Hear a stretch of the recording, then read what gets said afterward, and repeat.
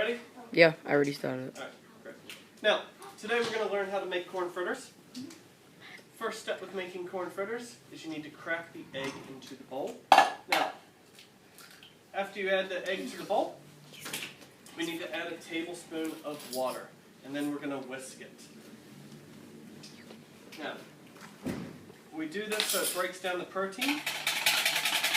Okay, you don't need to completely beat it, just combine it. After you finish whisking, you're going to end up moving to your flour, baking powder, and salt and pepper. So, we've already got a cup of flour in a bowl we prepared earlier. So add in your flour. Then you add in a teaspoon of baking powder. You do not need to sift it. So add in your baking powder.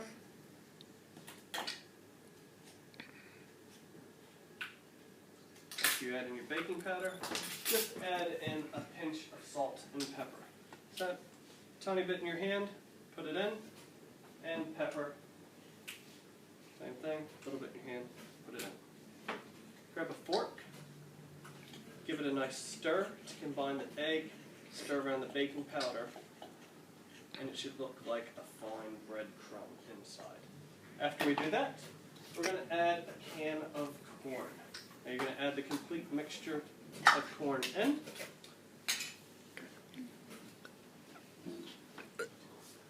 And you're going to stir it.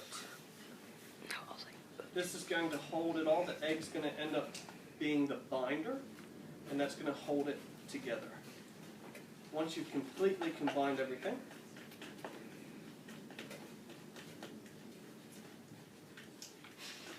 your mixture is complete.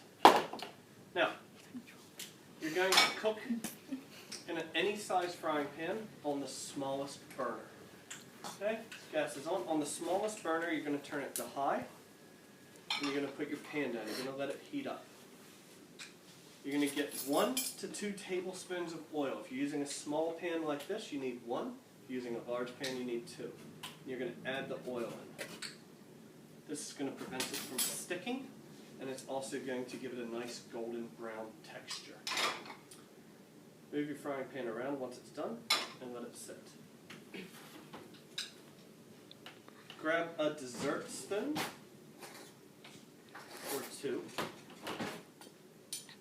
Scoop out a nice size, and put it in the pan. Once it hits the pan, you can shape it to how you want it, and that's the shape that's going to stay. Leave it for 5 minutes on each side until golden brown. Flip it.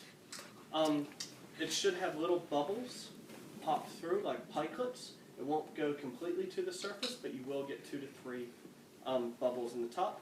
Then it's time to flip. You can use any of your spatulas.